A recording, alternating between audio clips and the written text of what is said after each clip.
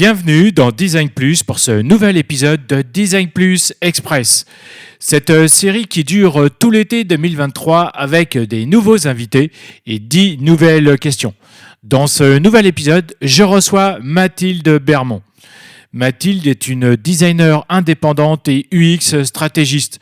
Elle est passionnée et elle est aussi l'une des organisatrices de Flupa à Nantes. Je l'avais interviewée en septembre 2020 avec un épisode qui s'intitule « C'est quoi un projet UX/UI réussi ?» Rex. Comme le titre l'indique, Mathilde nous fait un retour d'expérience sur un projet sur lequel elle a travaillé. Elle présente toutes les phases qu'elle a mises en place, comme la recherche utilisateur et aussi le delivery. Je vous invite à écouter l'intégralité de cet épisode en vous abonnant à un forfait premium. Et pour faire votre choix, je vous donne rendez-vous dans la description de cet épisode ou bien dans la description du podcast et vous y trouverez le lien vers ma page Supercast. Et maintenant, voici les réponses de Mathilde. Question numéro 1. Cite-moi 3 mots qui définissent ton métier. Alors, en premier, je dirais adaptation, parce qu'avant de pouvoir arriver dans des phases de conception ou de réflexion, il faut pouvoir bien comprendre la demande du client et surtout pourquoi on arrive sur ce projet. Ensuite, je dirais écoute. J'aurais pu le mettre en premier d'ailleurs, puisque c'est pas tout justement de s'adapter. Il faut quand même être sûr d'avoir bien écouté avant de se lancer sur un projet. Et je précise écoute parce que je trouve que c'est pas forcément induit parce que tu vas écouter la personne que tu écoutes vraiment. Je sais pas comment dire. En fait, tu peux entendre sans écouter et je pense qu'une partie du travail du designer, c'est de vraiment se mettre dans une position d'écoute sans forcément juger, sans forcément trop réfléchir, mais être sûr de vraiment comprendre et entendre ce que dit le client ou le futur client. Et ensuite, anticipation, dans le sens où il faut pouvoir aller chercher un peu plus loin et un peu plus vite que ce qu'on veut bien nous dire. Et en ce sens, justement, je pense que ça fait partie des compétences importantes d'un designer, de pouvoir aller plus loin ou pas forcément là où on l'attend, pour pouvoir faire vraiment du design et pas juste un accompagnement sur du projet, mais aller innover, aller chercher plus et aller creuser. Question numéro 2. Pourquoi as-tu voulu devenir designer ? Alors moi, j'ai découvert ce métier en avançant dans ma carrière puisque j'ai commencé en tant que graphiste, print, après graphiste web, après j'ai géré des plus gros projets, donc plutôt en tant que créa, DA. Et ensuite, c'est en commençant à gérer les projets de manière beaucoup plus large et en faisant de la gestion de projet que j'ai découvert déjà l'UX, l'expérience utilisateur de manière générale, et ensuite le métier de designer. Donc pourquoi finalement je me suis quand même orientée là, c'est parce qu'en fait il y a cette envie de résoudre des problématiques, d'apporter de l'aide à des projets, à des organisations. C'est de pouvoir chercher, de pouvoir tester, de pouvoir rencontrer du monde, travailler avec différents secteurs, avec différentes typologies. En fait, ça c'est quelque chose qui me plaît énormément et je trouve que le métier de designer, appliqué aussi à l'expérience utilisateur, permet de naviguer entre plusieurs projets, plusieurs sortes de projets, plusieurs environnements, que ce soit dans l'industrie, que ce soit dans le transport, que ce soit même dans des choses ou aussi dans, qu'est-ce qu'on peut dire, dans du service public aussi. Voilà, c'est très large et à mon sens, le design permet de pouvoir toucher à tout.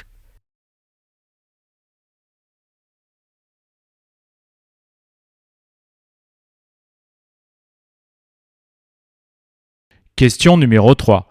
Pourrais-tu décrire ton métier sur 24 heures et comment tu t'organises ? Mes journées ne se ressemblent jamais et c'est clairement une des raisons pour lesquelles j'aime être designer freelance. De manière générale, je peux faire de l'administratif, de la prospection, de la publication sur les réseaux sociaux, tout ça pour la partie, on va dire, animer le fait d'être freelance. Après, sur la partie design, ça peut être du cadrage et du lancement de projet avec des équipes. Ça peut être faire passer des entretiens avec des parties prenantes, ça peut être faire des tests avec des utilisateurs finaux, poser des tas de questions à toutes les équipes, à toutes les personnes du projet, faire des wireframes, faire tester les wireframes. Donc en fait, j'ai vraiment absolument pas une journée type sur 24 heures. J'ai vraiment plein de manières de faire, et comme j'interviens sur des projets d'envergure différente, j'ai vraiment un rôle totalement différent dans l'application, on va dire, du design, et ça, c'est quelque chose qui n'est pas linéaire, mais ça m'arrange grandement. Question numéro 4. Quelle est ta plus grande réussite en tant que designer ? Est-ce que je peux dire que c'est quand j'arrive à faire comprendre mon champ d'intervention ? Parce que ça, c'est vraiment pas gagné.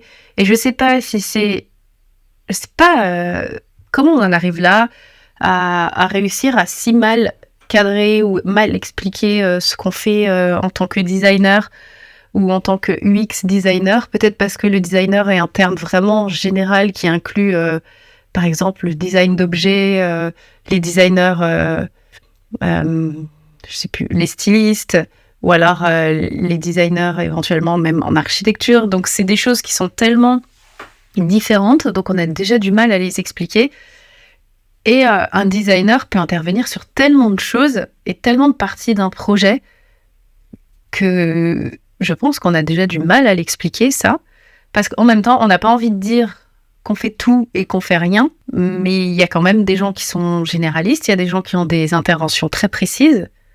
Mais en fait, j'ai envie de dire, j'ai l'impression qu'il y a autant de designers que de gens, même s'il y a des grandes lignes directives, forcément, mais c'est assez compliqué de réussir à faire comprendre ça aux clients, et souvent, ils appellent, ils ont entendu parler de designers, mais on va dire même en plus, c'est même pas tant de designers, mais c'est plus du UX. Et l'UX, je trouve que c'est encore plus compliqué à cadrer que le terme de designer. Donc là, on se retrouve avec des gens qui sont complètement paumés et qui nous appellent juste parce qu'ils ont entendu parler d'un designer UX. Mais j'ai pas de réussite, on va dire, à proprement dire, mais c'est plutôt un état général. Ça va être quand le projet, enfin, est sur les rails et que tu as les retombées post-projet. Donc ça va être via les remerciements de ton client, ou même encore mieux des utilisateurs finaux, ou même quand ton client te fait remonter les super feedbacks des utilisateurs finaux. Donc ça, c'est vraiment chouette, parce que non seulement les utilisateurs sont contents, ils en parlent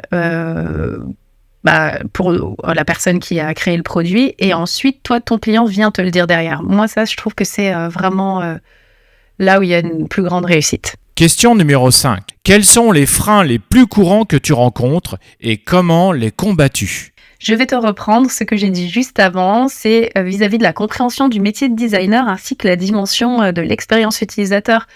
Justement, ça, c'est un frein énorme. Tu arrives déjà sur un projet, il y a déjà un challenge de faire comprendre comment toi, tu vas pouvoir apporter quelque chose au client.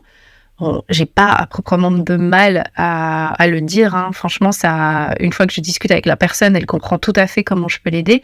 Mais en fait, comme je disais, on peut aider de tellement de manières et de manière tellement large que ce qui va être compliqué, c'est d'arriver à synthétiser ça, mais à arriver sur l'endroit précis où on va intervenir. Et là, ça rejoint ma deuxième inquiétude, ce qui va être l'inquiétude budget et livrable, puisque le client réfléchit, lui, en termes de livrable. Et donc, en fait, il voit un budget, un livrable. Or, le livrable, c'est le résultat d'une réflexion en amont qui peut être, qui nécessite d'être très structurée et qui nécessite beaucoup de travail. Donc, je vais te donner un exemple. Si le livrable, c'est une maquette d'un tunnel de conversion, peu importe, tu imagines que le travail effectif, ce n'est pas uniquement d'avoir fait la maquette sur Figma ou peu importe. Ça va être tout le travail en amont avec les équipes marketing, avec les utilisateurs finaux pour comprendre pourquoi avant ça marchait pas, par exemple, avec le client qui a son idée précise et qui, lui, a le budget aussi. Donc, en même temps, tu as un client, mais c'est lui qui paye. Donc, il faut aussi ne pas oublier cette dimension de business. Donc, tout ce travail en amont, si tu dis au client, voilà, pour faire ce tunnel, ça va être, je te dis vraiment au hasard, le prix, on va dire 2 000 € en termes d'exé, mais tu peux rajouter, je sais pas, on va dire vraiment au hasard, 6 000 pour toute la réflexion en amont. Voilà, donc c'est très compliqué parce qu'on a du mal à expliquer clairement toute cette phase de travail en amont et le client, des fois, a du mal à comprendre le budget qu'on peut lui demander qui va lui paraître démesuré pour une maquette. Voilà, donc ça, c'est vraiment quelque chose qui peut freiner et qui demande énormément d'explications et énormément de dextérité pour réussir justement à utiliser les bons mots et à faire comprendre que le client aura du concret, mais pourquoi il paye, à quoi sert ce qu'il va payer vraiment. Donc en fait, je sais que je prends énormément de temps à toujours bien expliquer au client. C'est pas toujours, ça fait pas toujours signer le client en tout cas, mais je trouve important de prendre le temps de détailler ce que je propose. Connais-tu Notion ?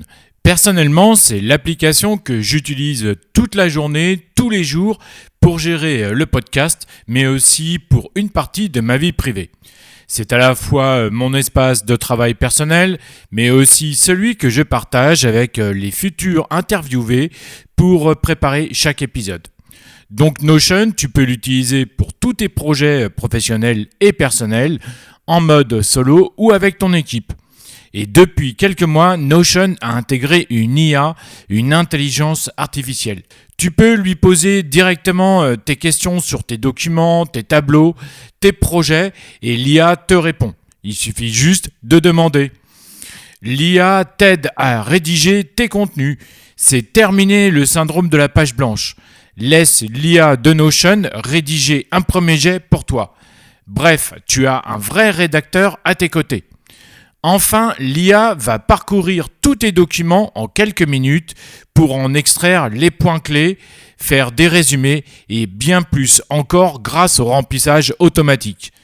Donc, plus besoin d'écrire une énième note de mise à jour sur l'avancement de tes projets. Et si tu te poses des questions sur tes données, Notion a déjà tout prévu. Les données restent privées et sécurisées. Le programme est conforme au RGPD et CCPA. Donc c'est un super atout pour avancer plus vite et mieux.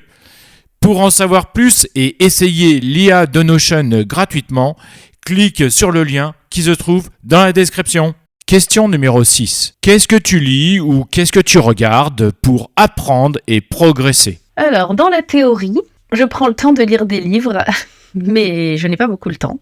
Non, réellement, j'aimerais avoir dans mes semaines du temps pour pouvoir lire justement des livres et majoritairement sur les sciences cognitives et l'ergonomie parce ce sont vraiment deux domaines qui me plaisent vraiment.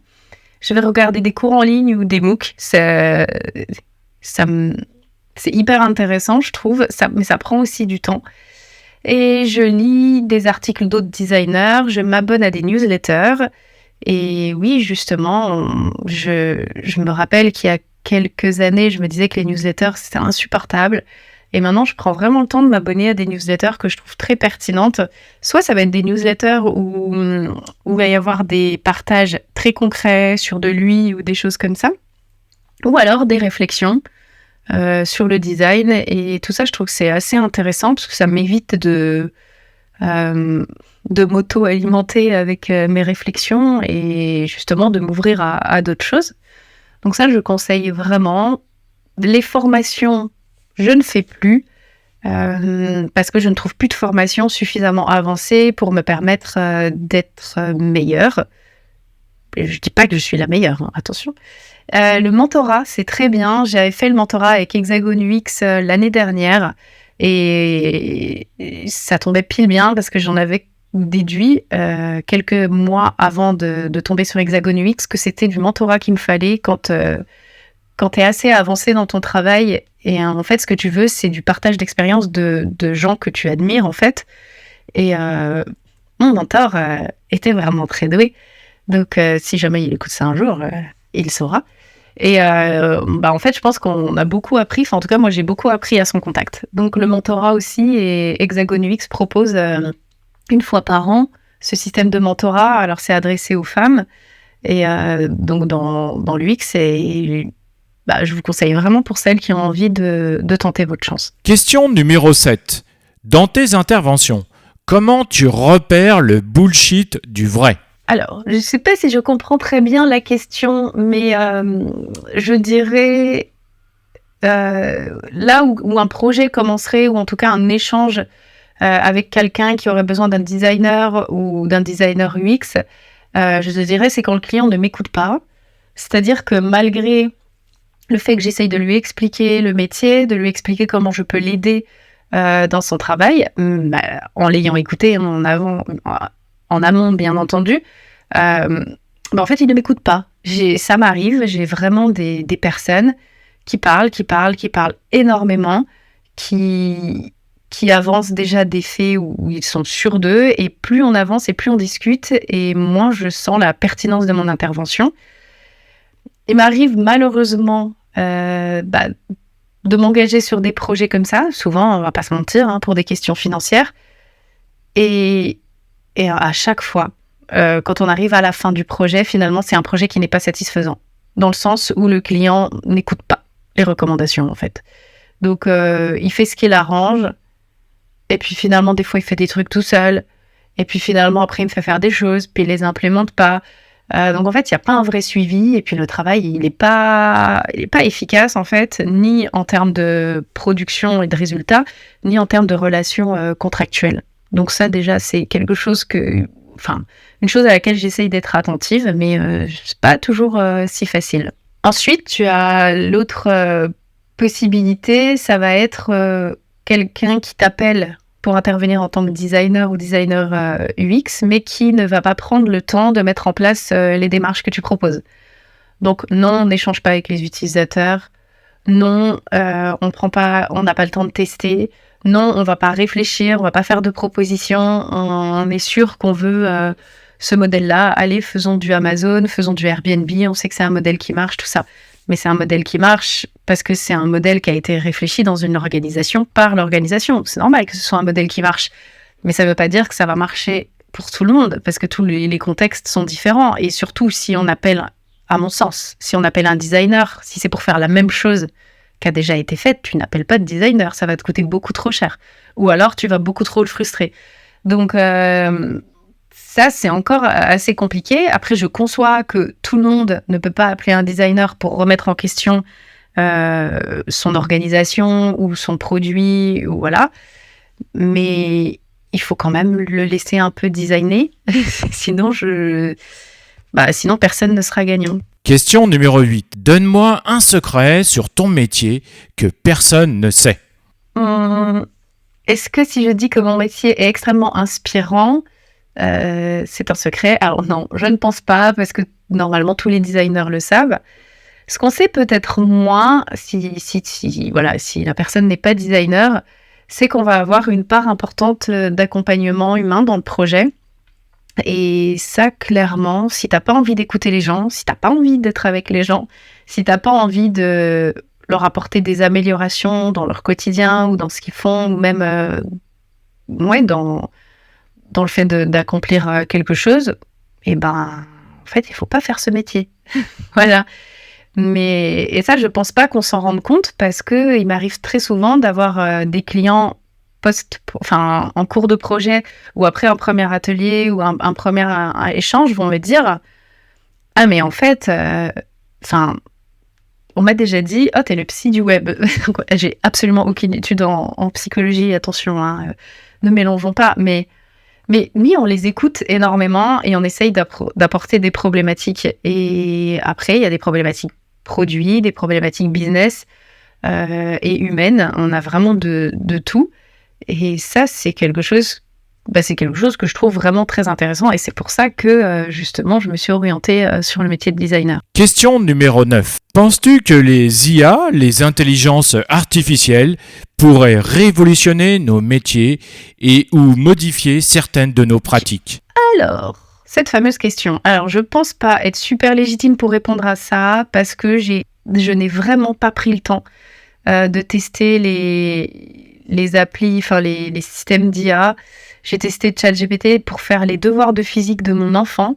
C'est assez impressionnant, mais pour me proposer des idées aussi, pour rédiger des articles. En gros, par exemple, je vais plutôt vraiment le voir pour un système qui va exécuter à notre place des choses qu'on aurait un peu la flemme de faire, qu'on pourrait faire, mais qui nous demanderait un travail de recherche sur Internet ou voilà. Après, j'ai un peu du mal avec la partie créative en termes d'IA. Alors oui, j'ai vu tout ce qui se faisait en termes de photos, en termes d'illustration, mais je pense que c'est bien quand on sait pas trop ce qu'on veut et qu'on veut une image originale ou et encore, je sais même pas si on peut dire originale, mais il y a quand même, enfin l'humain, il réfléchit quand même beaucoup plus. Et dans le sens en termes de design, je me dis que comme l'IA, il s'alimente sur ce qu'il va trouver là, par exemple, en ce moment sur Internet, tout n'est... Enfin, il y a beaucoup de choses qui existent, bien sûr, mais tout n'existe pas. Et encore heureux, j'espère qu'on peut trouver des nouvelles manières de répondre aux problématiques actuelles. Et je suis pas sûre que l'IA en soit capable. Vraiment, en termes... Je sais pas si je réfléchis à des problématiques environnementales, sociétales, tout ça. Est-ce que vraiment une IA est capable de répondre à ça? Je sais pas, en vrai, je me suis pas vraiment posé la question. Après, si c'est pour faire un visuel où j'ai un peu la flemme, ou alors écrire un article sur lequel j'ai pas vraiment envie de me pencher, oui, mais alors du coup, on voit bien que c'est pas hyper pertinent parfois. Enfin voilà, mais comme je t'ai dit, je suis pas la mieux placée pour ça, donc en fait, moi ça m'inquiète pas. Je sais qu'il y a beaucoup de personnes que ça inquiète, mais peut-être que je suis à la ramasse, hein. Mais non, pour l'instant, ça m'inquiète pas. Question numéro 10. Pour toi aujourd'hui, en tant que designer, quel est ton plus grand défi ? Alors, mon plus grand défi, il est clair et ça fait quelques années, c'est vraiment de travailler sur des projets qui apportent de la valeur et pas toujours des projets, on va dire, commerciaux. Ceux-ci, on va dire, qui de temps en temps te permettent de payer ton loyer. Mais ce seraient des projets, en fait, pour l'État. Travailler sur des systèmes qui permettent d'améliorer le quotidien des gens, d'améliorer la vie des personnes ou alors de certaines typologies de personnes, peut-être des personnes âgées ou des personnes malades. Enfin voilà, mais en tout cas, ce serait d'avoir des projets autres que, on va dire, banque, assurance, qui sont pas en soi mauvais, mais il y a un côté commercial qui est pas forcément celui que j'aurais envie tout le temps. Je pense pas non plus que j'aurais forcément envie d'avoir que des projets d'intérêt public, je sais pas vraiment. Mais en tout cas, ça reste quelque chose qui me plairait, peut-être même aussi pour la SNCF, ça me plairait aussi vraiment. En fait, ce qui me plaît, ce serait de travailler sur dans des environnements où on est obligé d'utiliser les services, comme par exemple la déclaration d'impôt, la CAF, la Sécu, tous ces systèmes-là qu'on est obligé d'utiliser. Et je le vois dans ce sens, je me dis, mais puisqu'on est obligé de l'utiliser, alors pourquoi faire l'effort de les rendre intuitifs? Mais justement, on fait l'effort de les rendre intuitifs pour que les gens arrivent à les utiliser et qu'ils puissent faire ça le plus simplement possible. Et donc en fait, ça m'intéresse parce qu'il y a un double challenge. En fait, il y a une pression d'autant plus grande, c'est qu'il n'y a pas... je sais pas comment dire. Enfin, j'y vois pas un aspect business en fait. On va pas gagner. Enfin, je veux dire, les gens vont pas payer plus d'impôts parce que l'app est plus facile à utiliser. Donc ça me plaît parce qu'il y a ce challenge de se dire c'est fait uniquement pour que les gens arrivent à mieux utiliser le service. Et ça me plaît beaucoup. Merci d'avoir écouté cet épisode de Design Plus Express 2023. Si cet épisode vous a plu, alors partagez-le autour de vous sur LinkedIn, Instagram, Twitter, Facebook et ailleurs. Je vous invite aussi à noter maintenant le podcast sur votre plateforme d'écoute et d'écrire un commentaire sympa pour le faire grimper sur votre plateforme. Enfin, pour ne pas rater les prochains épisodes, pensez à vous abonner sur votre plateforme d'écoute.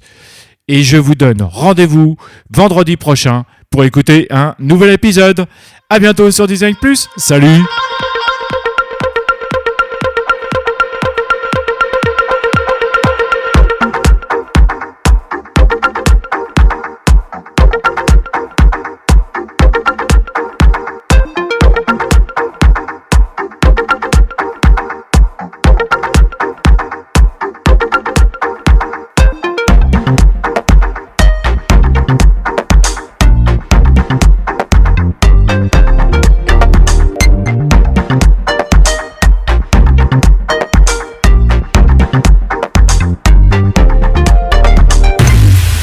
Design Plus. Design Plus.